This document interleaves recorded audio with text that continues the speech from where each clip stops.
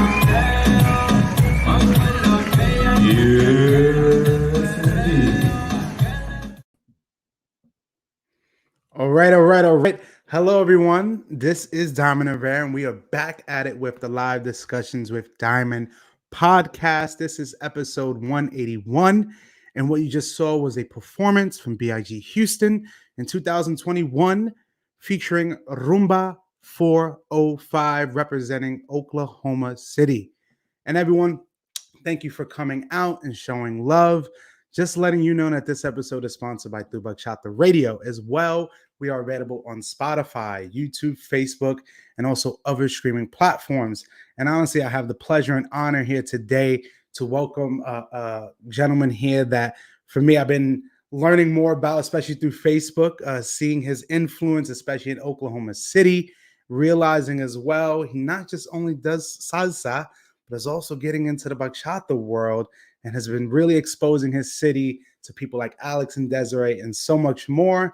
And honestly, everyone, I have the pleasure here of welcoming, representing Oklahoma City, Rumba 405, the one and only Micah Johnson. What's up? Thank you for having me. Absolutely, my brother. First of all, before we get started, it was interesting seeing that video because I'm like, man, they keep panning over to you. I mean, there's something there, man. I mean, I can see the smiles, I can see the shimmy in it, but man, honestly, before we get started with everything, again, I thank you so much for coming on to the platform. Again, like I said, I appreciate the opportunity to join in.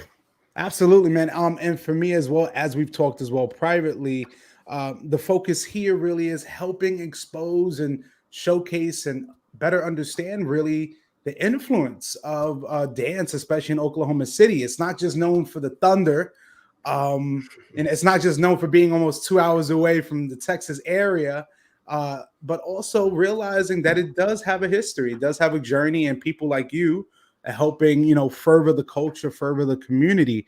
And, for me as well, I think it will have us get a better understanding, myself and the audience, of, what OKC has to offer, man. So, as I do with every guest, of course, we'll talk and highlight, some memorable moments on stage, but I think it's also important to understand really the history of really where it all started, and helping people like myself realize that it's not just places like New York or Texas or LA. There's so much more in our state. So, Micah, kind of give me an understanding as we start of who is Micah Johnson before dance.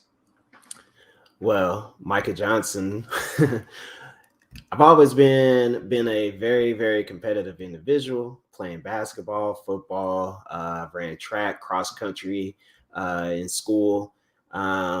Just always been a laid back, chill guy. I always like hanging out with my friends, just going out, doing whatever, whenever. I love watching movies. Yeah. Bowling, whatever. I'm an anything type of guy. Basically is what I'm trying to say. Absolutely. I mean, and interesting, you just said bowling. I mean, I'm getting into bowling myself. I mean, what's your personal best, if I might ask? Man, I want to say it's 198 was my best. I still haven't hit over 200. We went bowling last night, actually, matter of fact, me and a couple of my guy friends. And I bowled not too bad. A 146 was my high. After a couple of months since the last time I bowled, but yeah, that's one of those things I want to actually get better in. Instead of going into golf, I'd rather go into bowling.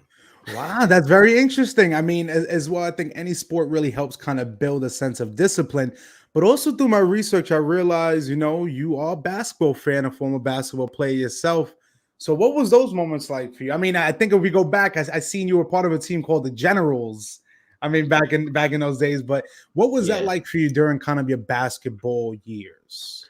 So growing up in a family that is just all about basketball.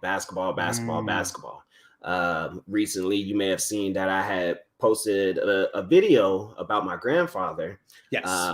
Not a lot of people know he's one of the very few Black coaches in Oklahoma to ever win a state championship. First ones, one of the very few. Wow. And at that time, he had done something that not a lot of coaches can do, let alone do. He won 4 times in a row. Overall, he's a 7-time state champion, has over 400 wins, and made it into the Hall of Fame in the high school that he used to teach at. They renamed the gym after him and another coach. But outside of that, I mean, those are pretty big shoes to fill in general. Okay? Absolutely. So I never really had too much desire to try and like go professional or anything like that. I just really, really love playing the game of basketball and just being part of the family. Like I said, our family is big on basketball. So I played varsity in towards my only my senior year is the only year that I was able to play. I wasn't that really good in school, so the grades kind of kept me away from actually being on the court. But for the most part, I technically played my senior year, and that year we weren't too good. But outside of that, when I graduated high school, couple of me and my friends, we go to different tournaments across the nation. Some we go down to Dallas, Houston, Memphis, Indianapolis, Chicago. We travel for the most part, and even on basketball tournaments here, and we won a couple of tournaments. I want to say we won 6 so far, and these are not like your every day I just pick up a team. Just pick up a pickup. These are guys that has either overseas, play college. They're pretty high level basketball players. So that's basically my life before I even talked about or even thought about dancing was basketball. Man, that's amazing. I mean, as well myself, a huge basketball fan coming from New York, realizing I think in our dance world too, what I love about it, it's so eclectic, it's so diverse, not just of the nationalities and so forth, but Mhm. the things that many dancers have been a part of or are a part of currently besides being dancers. I mean, I've met dancers who are working in NASA.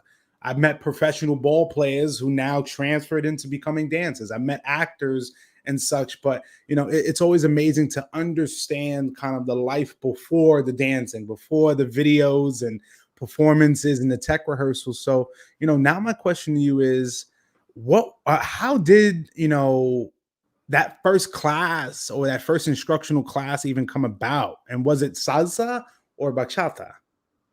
So the very first class from an actual instructor, Mhm. um, my first instructor was Marlon. He lives down in Dallas now. Man, the first time I saw him dance in general, Yeah. I was just like, man, I thought I was good. And again, like I said, I watched a lot of YouTubes. I was one of those guys that watched a lot of Okay. YouTube videos. Um, watched him go for dance, and I was just like, wow, man, I really have to learn on how he does these certain moves. Yeah. So I took his started taking his classes and went from there.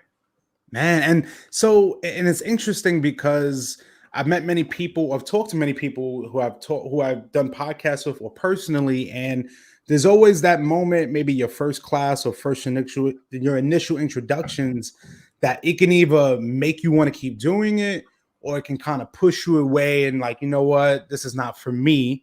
So, like you said, Marlon, kind of influenced you, but was it kind of an overwhelming process, like things were just being thrown at you, or was it kind of a smooth transition? I would say it's a smooth transition. I think with my background of just being competitive, if I Mm, can't be able to do it, I'm gonna work my butt off for it. Okay. So I never felt like at any point in time throughout my whole dance career yeah. um, that I felt overwhelmed by anything. That's interesting because I've met also many people that the mental game plays a huge part because it's easy to pay some money to an instructor to teach you, but it also takes your mental fortitude to keep going when things maybe not going the way you want it. And many people I've learned or talked to, when they're learning initially, there's some hurdles, there's some like challenges, and it's either you're going to push through or you're really going to succumb to the pressure. So for me, a question I have for you is, of course, you taking your classes and instructional stuff. What was that moment for you going to your first social and having that first dance? What was that like for you?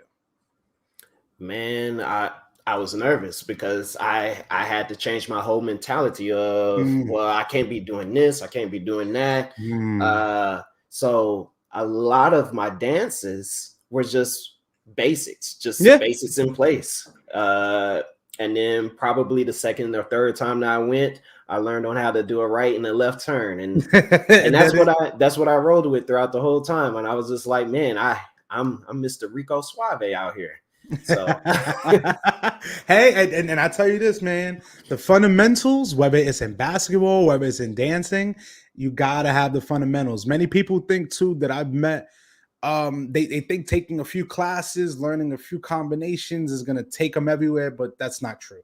I mean, yeah. I've met, I tell people, and I've even had instructors say like the line, excuse my French, when they say just basic the shit out of me. And it's like, hey, sometimes you got to hit those fundamentals because once you master those, and of course, we understand in the social setting, your follow is like, you may think in your mind, oh, they want me to keep doing more things. But hey, it's better that you start from a place you're understanding and comfortable with and master that than completely know nothing and try everything. I agree. Yeah, I totally agree. I because totally agree. I've seen it myself as a dancer, as a videographer.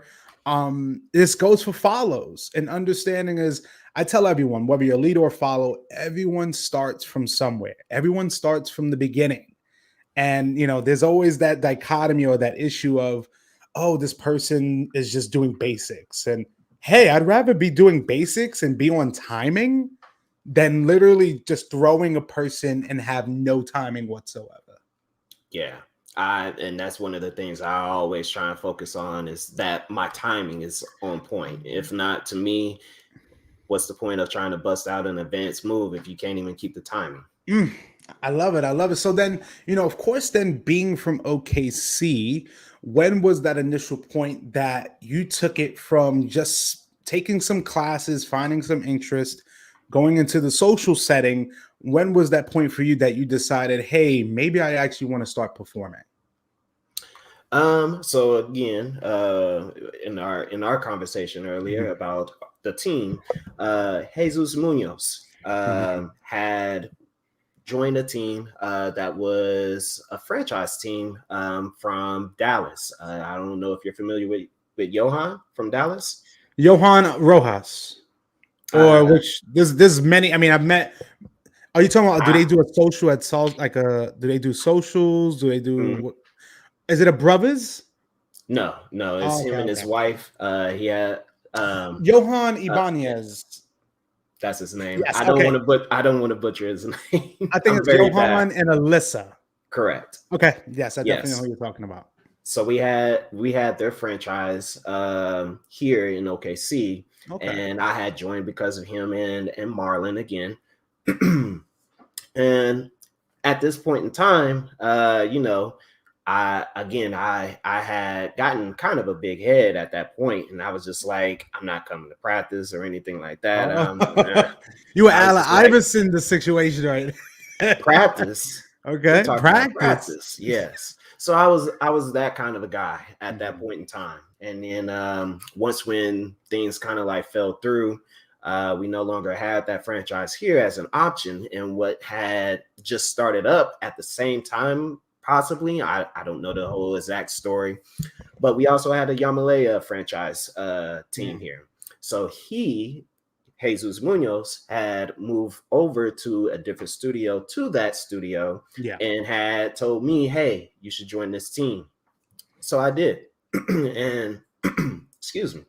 Once when I actually took my first class with them, I realized that I have a lot of work to do. Yeah. I have a lot of work to do. So ever since I first stepped into that class, that's whenever I realized, I need to humble myself and get to work. No, absolutely. As they say, the cliche term of, eating some humble pie, as they say. But hey, yes. I think it happens to us all sometimes. We get in that mode of complacency of, I think I got it already. And then there's a moment that just humbles us. So, I mean, it happens to the best of us. So, for me, understanding then, from your time before dance, how you got involved into it, how it transformed into something you are having fun now, into something you want to train in and getting better now. What was your first, or do you remember your first performance and the feeling that you had maybe backstage? My first performance, I believe it was out in a small town. So if anyone that's out there familiar with OSU Cowboys, oh yes, they just beat oh my god, OSU just beat the number 1 team in college basketball. I forgot. Baylor, yes. That was a good game. Yes, it was. So you performed at OSU. So there was a social that's around in that area, and we had performed for the very first time. And man, my hands have never shook so much and was so sweaty. I felt bad for my partner at the end of the night because I felt like, man, I felt terrible on how I felt. I felt like I may have been rough, too slow, but whenever we watched the video, it wasn't too bad. I felt great afterwards. Yeah. I mean, but so, and that's interesting because a lot of people I know have that, but what happens is they have those moments. And I realized too, the common denominator in most of our issues is usually us. We're the ones that are our biggest critics. We're the ones that critique the hardest on us. Even when someone tells us, you did a great job. It's almost like I didn't do a great job till I see myself doing a great job. Yeah. And I think also too, and I tell many people who have performed, you have a responsibility on that stage to entertain the crowd, but also I think understanding is that you're doing something that those people who are watching you may not have the same opportunities to do. And I think again, it's a privilege that you're able to, it's a privilege and also sacrifice, because you know how it is doing long hours of rehearsals and training just for one show, whether it be a congress or festival. So now it kind of helps me transition now, understanding, you went from the, as you said, the smaller stages and the kind of a smaller events. What was your first Congress festival like? I want to know that. Excuse me. My first Congress was BIG San Antonio with Oscar and Lee Rios. Mm-hmm. And I unfortunately was not able to perform at that Congress. But it definitely woke me up a little more towards on how much more work that I can be able to put in just to be able to improve. Because being from OKC, big fish in a small pond, and once when you actually get outside of your area and you're actually seeing everyone perform and everything, and you're taking the workshops during the day and you're seeing all of that, it got to me a little bit, and it kind of suffered, or it made me suffer whenever I did whenever we did our practices. So whenever we did the run throughs, I just wasn't good enough just to cut the make the team make the team so I could be able to perform that evening. But either way, I definitely looked at it as a learning point from there. And I just said, whenever I go to the next practice, I gotta really go hard or either go home, because if not, I'm just going to keep on doing the same over and over. I'm not going to be able to perform. And absolutely. And what I think I find fascinating is that I can feel the correlation between your basketball history and also your dance history. I think the motivation, the mental, the toughness, the determination to actually succeed, because I think it's different if you got everything at one shot and everything is just flowing, everything is just going your way. But when you're hit with adversity, I tell people that's where you really see what a person is made of. When a person can go through adversity and overcome. But also hearing you, I appreciate your truth and your honesty and transparency, because I think too, that's what lacks in a lot of not just dancers, but people. People are afraid to showcase their vulnerability and transparency of their life because it can be deemed as weak. But, for me, being in this dance world, understanding the topics of rejection, the topics of body dysmorphia within males or females. I mean, I've been backstages when I'm seeing people like looking at their costumes right before they get on stage and just not feeling comfortable and confident. And that shows on stage. But also too, I got to tell people is that whether you're from OKC, NYC, LA, what have you, just to be on that stage, that right there is something that those spectators may not have that opportunity. And the fact that you can make them smile and make them happy for 2 or 3 minutes, like, I got to be honest, when I'm watching that performance, what I love not only about you guys' exuberance and excitement was the people that I was hearing in the background. And for me, I think that's really special, because I think too, as you travel and you perform, you can kind of get lost in the sauce. You're just going through the motions, but having that time to decompress and understand, like, man, I'm doing something not many other people can do. And I'm in a world that for 3 days out of a weekend, I can actually just party and dance and take classes and learn.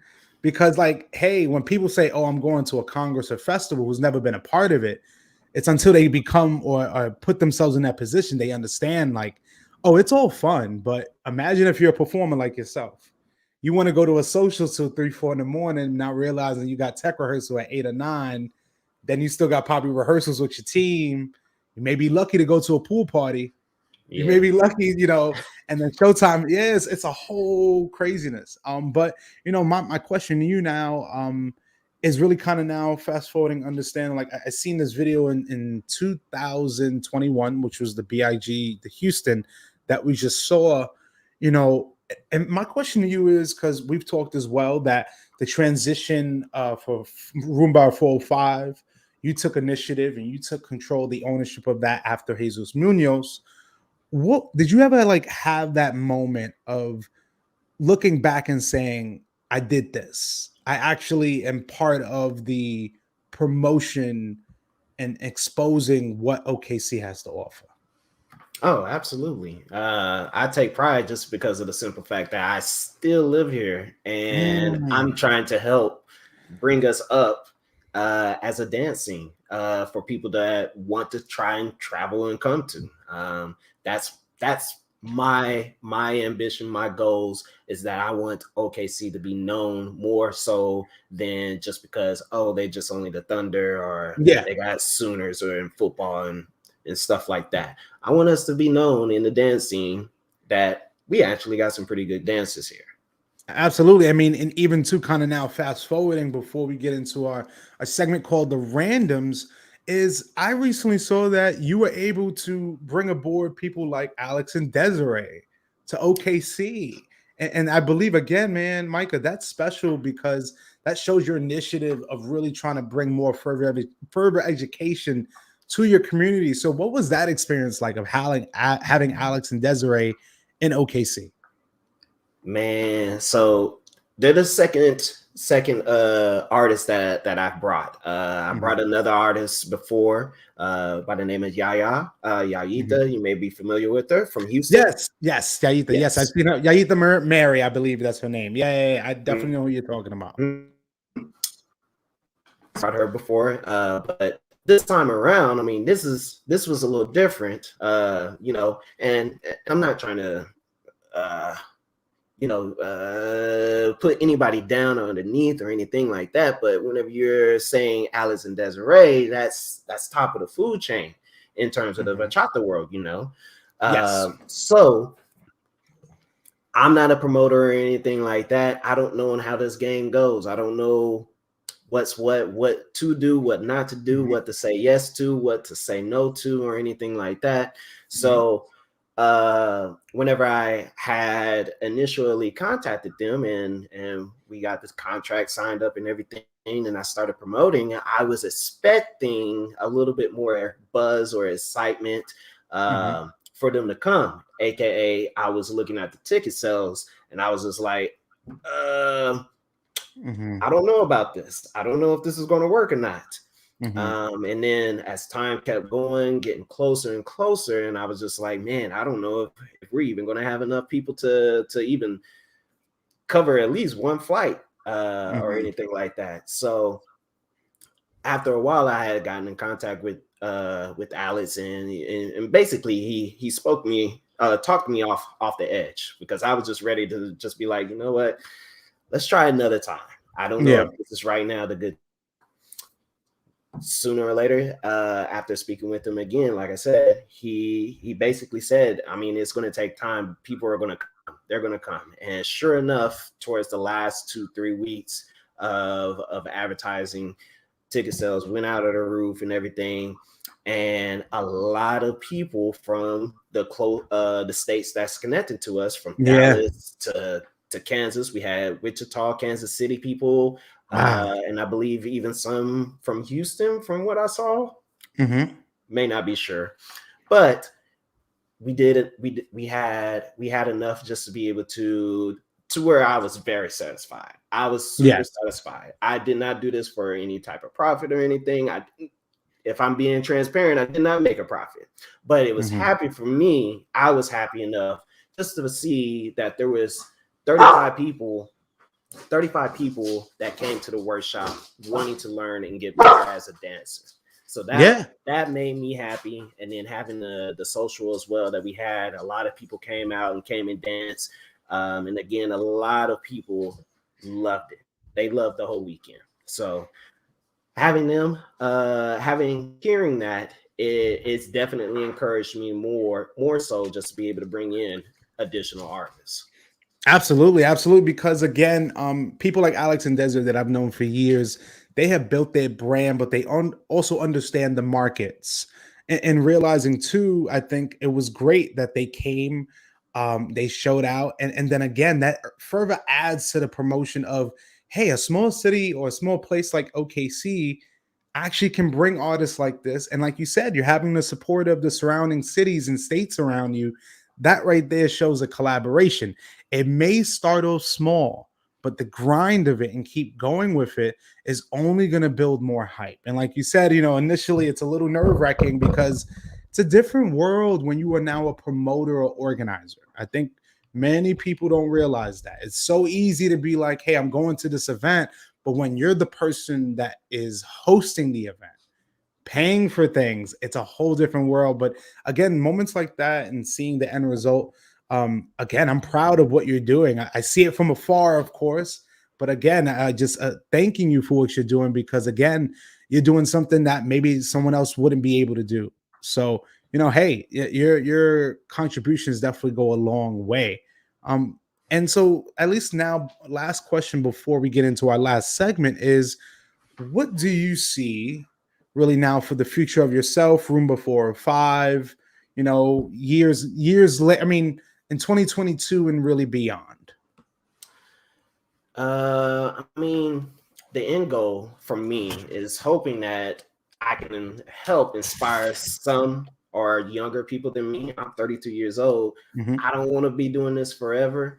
I Mhm. I actually like to get back into just worrying about social dancing, Yeah.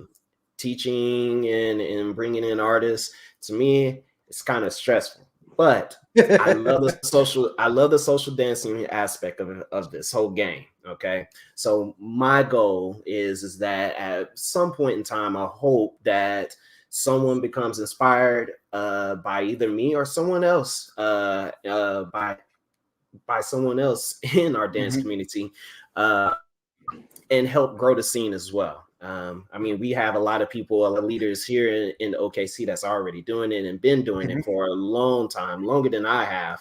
And they're still doing it. They're still at it, and I appreciate them. And I'm sure the rest of the OKC dance community does too. But it's for some new age young guys or Mhm. gals, whoever, to come in, and hopefully be able to continue OKC's dance legacy. Absolutely. I mean, Really hey, get I, that going. I definitely appreciate the honesty and realizing too. It's like, you can dip your toes into different sectors, but a lot of times you're gonna find out what you most appreciate and most kind of want to be involved in. So, hey, I tell everyone, social dancing a lot of times now is the best teacher, but also something before we get into our random segment is something that I appreciate. You said earlier in our conversation about YouTube. And it was so funny because I think the pandemic also showed us that the same people that complained about people learning from YouTube and everything were now the ones teaching. Yes. And realizing is this, a person can learn, of course, things online. I've seen it myself. I've been witness. I've done it myself. But of course, we always say there's nothing like that one-on-one, in-person, everything. But hey, you are utilizing the resources that you have, and it's only helped you gotten better. So I'm saying you're doing something right. But now I think it helps us transition now to my last segment called the randoms. It's something I love doing. It's about 10 questions that may deal with dance, life, and everything in between. So, Micah, I just need to know when you are ready. I'm ready. All right. Our first question. Right now, you are at your favorite Congress or festival. And the promoter says, Micah, it's Saturday night, and I want you to choose your closer. Who is closing on a Saturday night at your favorite event? Oh, easily. Yamale. You had to, no, and I don't blame you, not one bit, because they will always give a show. All right, I love that. You hit that right on the money. All right, our next question now. If you could have one last meal, what would it be? Ooh. Uh, a steak with asparagus. Okay. All right. I mean, if we're gonna go a little bit deeper, because I used to be a cook myself, how do you like your steaks? Medium rare.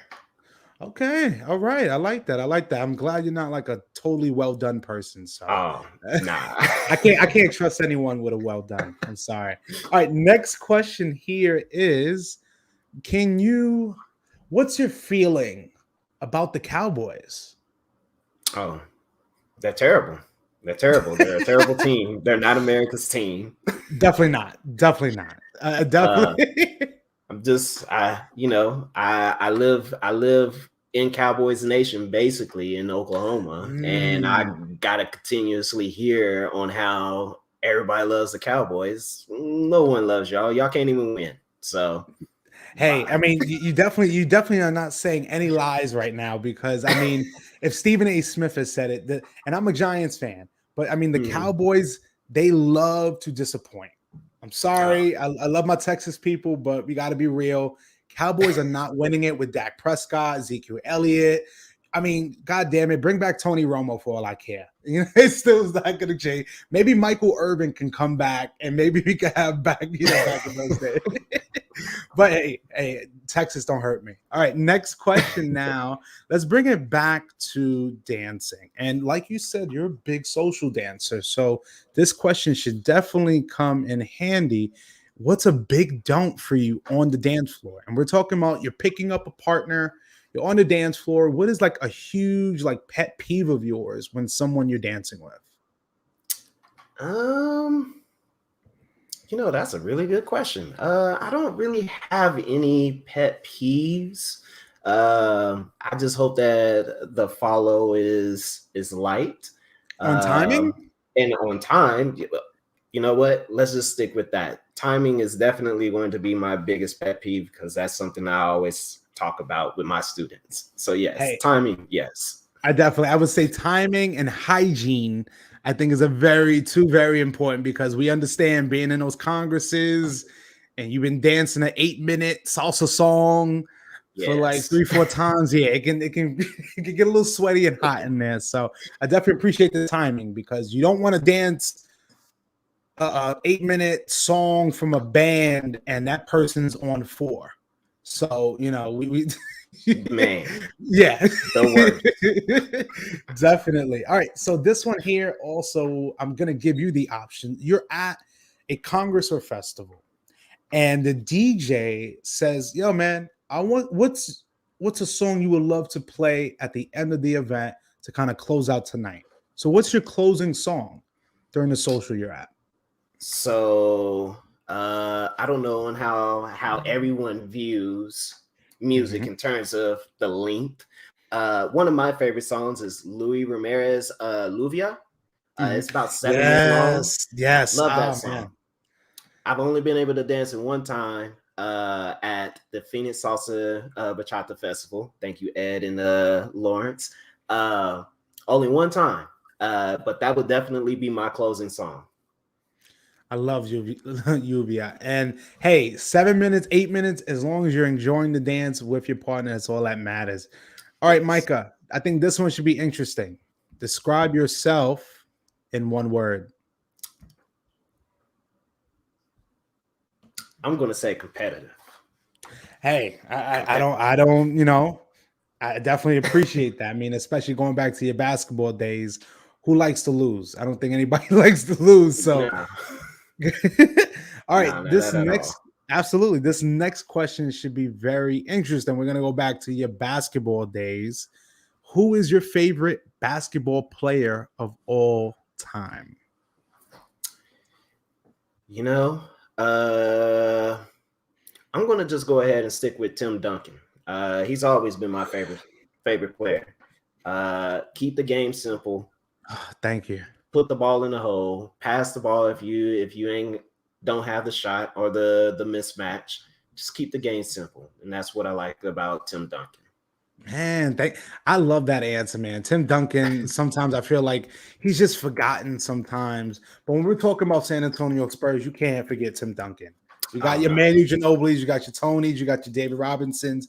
If we're gonna say Kawhi as well, we got to give show love to Kawhi. But Tim Yeah. Duncan is definitely a legend. All right, this one here, man. I know you love your salsa, but this question may be controversial. And it is bachata taking over? I hate to say it, but yes, it is. Unfortunately. Hey, I mean, it's the lay of the land, how the world works, and you know what it is. And I kind of want to understand maybe from your perspective on why you think that. I think it's just something that a lot of people could get into a little bit easier versus trying to learn salsa. And I think another thing, me and a couple of friends actually had this conversation a couple of days ago. The music itself.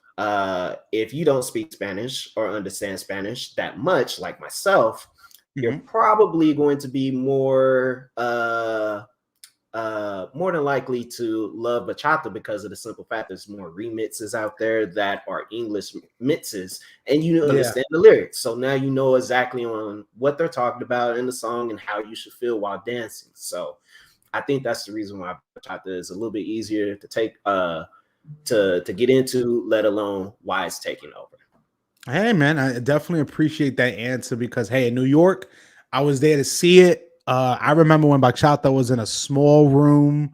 I remember when bachata in New York only had maybe one or two songs, and they were like either the break song or the last song. And this past 5 to 6 years, like you told me, you started in around 2015. And I told you 2015, 2016 seems to be like the landmark years that everybody just either started dancing or bachata was picking up and people just got in it. But hey, no matter what, I'm gonna tell people this: I love bachata, but I'm a salsero till I die, no matter what. That's just me. So, all right. Same here. So, our second before last question goes: if you aren't dancing, you are doing blank. Probably playing basketball or either playing video games. One of the two. Okay, and then in terms of video games, what's your go-to game? Right now it's Madden. But if anybody wants to hop on Halo, Call of Duty, one of those, I'm always game for that. And then of course I got my Nintendo Switch. I play a lot of Pokemon. I love it. It's just nostalgic for me. So Oh man, I'm a Pokemon fan myself. I'm very nostalgic. Blue, red. We may go silver, but I'm a blue red fan till I die. And on Madden, who's your go-to team? I'm assuming it's not the Cowboys. Oh no, I'll put them on easy and just beat them 100-0. All right, so who's your go-to team then? So my go-to team right now is definitely Tampa Bay. I'm a big Tom Brady fan. So wherever he's at, that's where I'm at. If you're gonna ask me for my actual team, then I'm gonna say New England. Got you. Even without Tom Brady. Even without Tom Brady. Yes. Hey man, I'll tell you this. I think one day I will challenge you. I'll play you with the Saints. I mean, I'm a big New Orleans Saints fan, so I mean we'll see about that. But I think it helps us bring us to our last question. I always love asking this to most of my artists because I feel it really ties the whole story in from start to finish. And my last question to you is, Micah, how would you like to be remembered? I just like to be remembered as a guy that's happy and cool to be around with, love to be or love to dance, and love to have fun. That's basically it. I'm a simple guy. Man, I love that, man. And honestly, again, really, I thank you again for doing this segment. And for me, really, I think from our conversation from the beginning to end and even the talks we had previous, I definitely feel like I've connected a lot more with you, understanding you more as the person, because I think too in our dance world, we maybe are so fixated on the next show, the next rehearsal, the next costume, that a lot of times we don't have those moments to decompress and just appreciate everything around us. But for me to have you on, it's amazing because to shed some light on the OKC dance community, whether it's salsa, bachata, seeing what you've been able to provide your community recently, again, is something to be appreciated. Because again, a lot of times in our community is just tunnel vision, and we don't really get that chance to have people say like, man, you're doing amazing work. And honestly, Mike, I appreciate that we could have this talk tonight, because again, from one artist to another, I thank you for everything that you have done and continue and will continue to do. Because again, we need more people like you in the dance world, not just in the big cities, but also in the small cities. But at least before we do go, I would love to know if you had any last few words for myself in the audience. And also maybe just some contact info on maybe some events you might be hitting up next as a social dancer. Keep it short. If you're going to BIG New York or ADC Cruise, Phoenix anytime soon, I'm gonna be there. Definitely ask me to dance. I never say no. So even if I'm tired, might be sweaty, and I was trying to escape just to go and change my shirt, grab me, and I'll dance with you right then and there. I have no problem. Outside of that, Diamond, I definitely appreciate you bringing me on. Again, it was a very huge surprise just to even see you in my DMs asking me, Yeah. hey, you want to interview? Can I interview you? I'm like, man, I don't have nothing to talk about. But it was definitely a whole lot easier than what I thought. But again, like I said, I appreciate you having me on. Absolutely, man. Because I tell you this is that it's people like you that either are going to be or helping further the next generation of promoters and dancers alike. Because again, we need more people like you. A lot of times, people when the world wants to seem complex, but if we lived a lot more like you and just keep things simple, I think we'd be in a better direction. But again, man, I thank you for coming on. I thank you to everyone that has listened and will continue to listen. This episode is going to be on Spotify in just a couple of days. As well, everyone, Google, Apple Podcasts, Facebook, YouTube, and so much more. This has been episode 181 of the Live Discussions with Diamond podcast. Myself, Diamond, here with the one and only Micah Johnson, representing Rumba 405 from the OKC area. Everyone, you need to go to OKC. They got a scene out there. I'm telling you for a fact. And you got to speak to Micah if you want to learn more. But thank you guys for tuning in. Love you guys. See you soon. We'll be back Wednesday with the one and only, I believe, Brandon Odom. So let's check it out. Everyone stay safe